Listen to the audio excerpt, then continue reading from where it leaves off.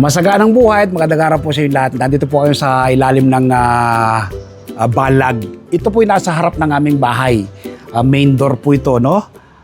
Kapag ikaw ay galing sa trabaho, galing sa speaking engagement, business transaction, pag uwi mo sa bahay, ito po kagad ang mabubungaran mo. Itong ating tanim na ubas na ito na nasa harap ng aming bahay. Ngayon po, kita niyo po yung lalaki ng kanyang buwig na bunga, no?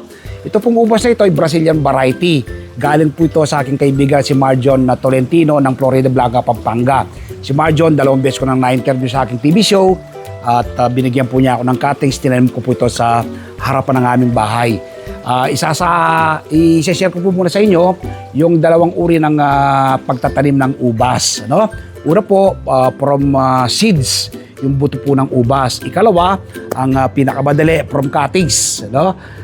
Kapag meron po kayong sa cuttings, kumuha lang po kayo ng isang dangkal. No? Titingnan nyo po yung may, mga nodes, no? Yung buko. Doon po kasi maglalabas ng panibagong ugat. No?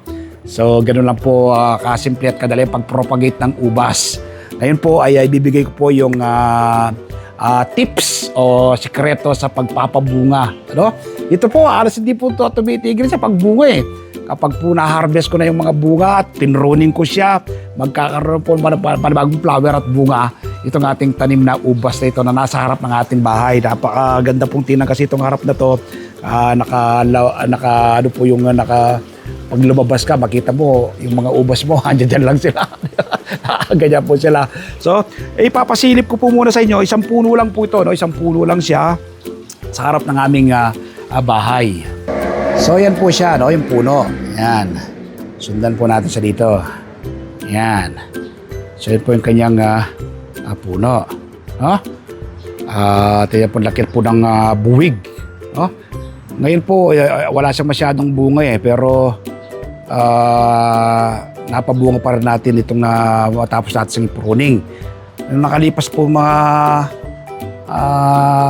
nung nakarang buwan po yan, ang dahil pong bunga niyan, talaga namang hitik na hitik. Ngayon, ito lang ang natin nakita, tsaka meron ding 2 buwig doon, ano? Yan. So, ang ating tanim na ubas, dito sa harap ng ating bahay. Yan, main door po ito, main gate. Yan o, yan. Ha? So, share ko na po ngayon yung ating sikreto o tips. Bibigyan ko kayo ng tips paano pagpapabunga ng ubas. Kung meron kayong tanim na ubas at hindi pa nagbubunga, gawin nyo po ito. No? Itong sasabihin ko po sa inyo, i-note po ninyo nang sa ganon ay makapagbahagi po ako sa inyo ng kaalaman na aking ginagawa na i-apply na. Nakikita naman natin pong ito. Witness po tayo, no? Napaka lalaki po ng buwig ng bunga at tuloy-tuloy po yung kanyang pagbunga, no? Brazilian variety po yan. Kapag po inog na yan, kulay dilaw siya, no? So ito po yung ating ginagawa, kaya natin napapabunga ng tuloy-tuloy ating tanim na ubas, mga tanim na ubas. Dito po kasi sa harap ng ating bahay, ito po yung ating tanim. Sa tagiliran, meron din po akong tanim na ubas, ano? Sa tagiliran, 4 na yung ubas ko. Sa likuran ng bahagi ng aming bahay, meron akong 5 ubas na nakatanim. So itong paikot ng aming bahay, ubas po yung ating tanim. Tapos sa harapan naman, sa gilid na sa mga paso, iba't ibang mga, meron tayong kumquat, meron tayong lemon, meron tayong orange, at iba pang mga fruit-bearing trees. Sa harap at likod ng aming bahay, mga fruit-bearing trees, mulberry, kamyas, papaya, meron din po tayo, no?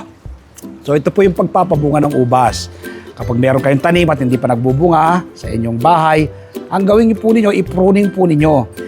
Tanggalin niyo po lahat ng kanyang dahon. Kalbuhin niyo asing walang matitira. No?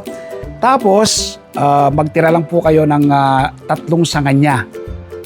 Siyempre, marami pong sanga yan. So magtitira lang po kayo ng 3. Ako po, nagtitira ako dito 3. Una yung isang diretso, isang sa right side, isang left side. Yung dapat iwa-iwala yung 3 ititira mo. Kasi magkakaroon po yan panibagong sanga. No? Sa panibagong sanga yon ay doon po uusbong yung mga flower at bunga. Okay? Pagkatapos po siyang na-pruning, mag-spray po kayo ng fermented fruit juice. Ano ba yung fermented fruit juice? Ito po, kahit na mga balat lang po pwedeng gamitin, no? O pwedeng samahan nyo ng konting laman. Una po ay saging, mangga, at pinya, no? So, 3 uri po na matatamis na bunga ng prutas. Kunin nyo po yan, i-grind po ninyo, gilingin po ninyo sa blender. No? Kapag po na-grind ninyo, maglagay po kayo kapag nakakuha kayo ng isang baso rin ng molasses. Saan po ba makakakuha ng molasses? Sa palengke po, may mabibili kayo, no? Sa Quezon City, dyan sa Quezon City Circle, sa Taguig, meron din po kayo sa Ani. Meron po kayo mabibiling molasses. Mura lang naman po yung molasses, no? Ang molasses po ay mula sa tubo. Mga gumagawa ng asukal. Dati tapon lang po yan eh. Dami sa Pampanga, dati nakakaigi ka sa Azucarera de Tarlac, no? Malapit lang sa amin yung gawaan ng asukal doon, na nakakaigi ka, pero ngayon binebenta na rin po kasi yung molasses kasi potential nga po siya na gamit sa garden. So 1:1 ang ratio. Kapag yung mixture mo naka isang baso ka, isang baso rin po ng molasses. Pero kung wala po kayong molasses, pwede po nga alternate yung brown sugar. Wag po yung puti. Brown sugar po ang gamitin po ninyo. Lagay nyo po sa isang garapon yung mixture tsaka yung brown sugar. Ayaan nyo po doon, lagyan nyo lang po ng tela sa ibabaw, nakatakip doon sa pinaglagyan nyo ng garapon. Ayaan nyo po doon ng 3 weeks. No? Buruin po ninyo ng 3 weeks. Ferment. No? After fermentation 3 weeks, kunin nyo po yung katas at ang application po sa isang kutsara ng katas ng mixture natin na fermented produce sa 1 liter na tubig. Ipang-spray nyo po sa lahat ng kanyang sanga. No? So yun sa ibabaw na bahagi po yun.